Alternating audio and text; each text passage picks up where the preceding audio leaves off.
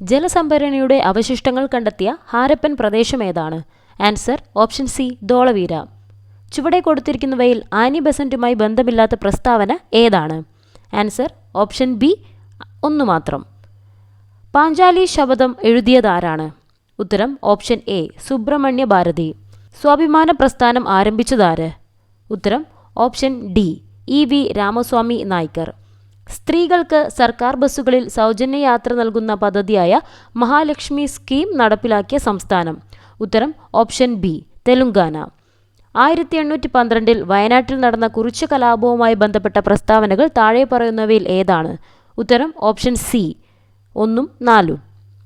2024 സമാധാനത്തിനുള്ള നോബൽ പുരസ്കാരം നേടിയ സംഘടന ഏതാണ്?